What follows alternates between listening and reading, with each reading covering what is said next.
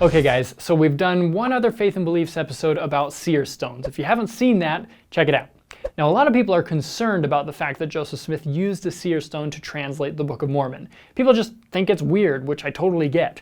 In this episode, I just wanted to share some of the things I've been learning related to seer stones, but I want you to understand that these are just observations. It's not doctrine by any means and not something you're going to hear in Sunday school. So with that preface, let's jump in.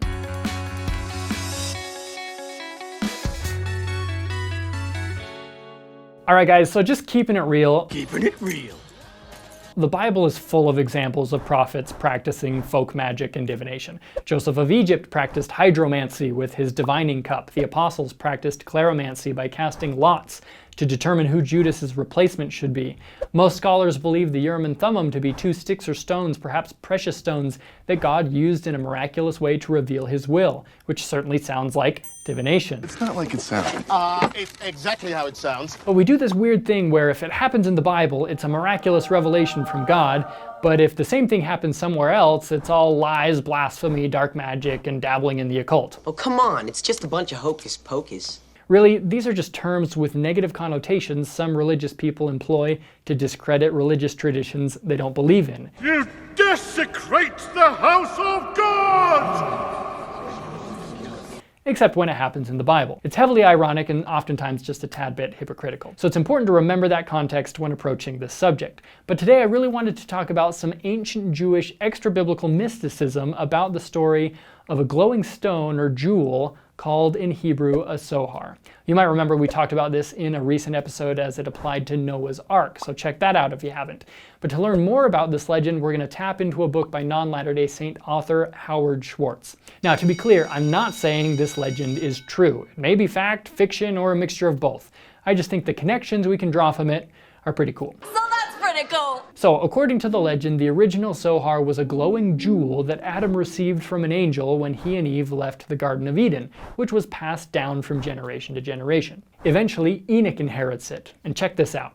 Enoch peered deeply into the jewel and saw that the flame burning in it formed itself into Hebrew letters, and by reading those letters he was able to read the celestial Torah, which was imprinted in the flame of that glowing jewel.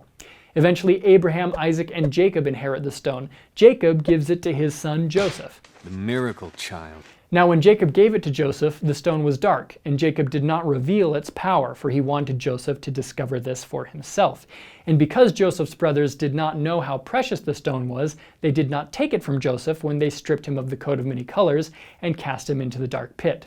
As legend has it, this dark pit was a well, and in the darkness, light came from the stone. Eventually, Joseph is found by Midianites and sold into Egypt. At some point, Joseph obtains his divining cup, which we referenced earlier in this video, and as the story goes, Joseph placed the glowing stone of the tzohar inside his silver cup and discovered that by peering into it, he could read the future and interpret dreams. That is how he interpreted the dreams of the butler and baker, and later the dreams of Pharaoh that prophesied the 7 years of famine. It was that same cup that Joseph hid in the saddlebags of Benjamin, about which his servant said, "Is this not the cup from which our master drinketh, and with which he divineth?" Okay, so did anything in that story sound familiar? Doesn't this seem familiar? I don't know. Why? We have the story of Enoch peering into the stone and reading scripture from it. I don't know, doesn't it just kind of ring a bell? Yes. Joseph of Egypt discovers that the stone shines in darkness and would put the stone in his cup and then look into it to receive revelation. This is all seeming very familiar. Compare all this stuff to David Whitmer's description of Joseph Smith's seer stone. Joseph Smith put the seer stone into a hat and put his face in the hat, drawing it closely around his face to exclude the light. And in the darkness, the spiritual light would shine. A piece of something resembling parchment would appear, and on that appeared the writing.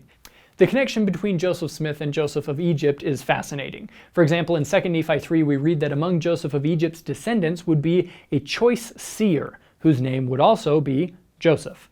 If that prophecy refers to Joseph Smith, Joseph and Joseph have many things in common. Same name, same lineage, both seers, and coincidentally, Joseph Smith even discovered his chocolate-colored seer stone while digging a well, similar to the story of Joseph of Egypt.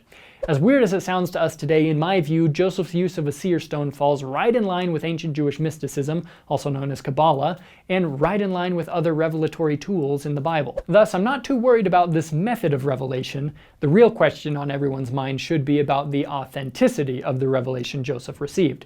That's really where the rubber meets the road, and I'll let you and God figure that one out. Though a good place to start might be by reading the Book of Mormon. If you want to do that, there's a link in the description along with some other notes that you can check out, and you guys have a great day.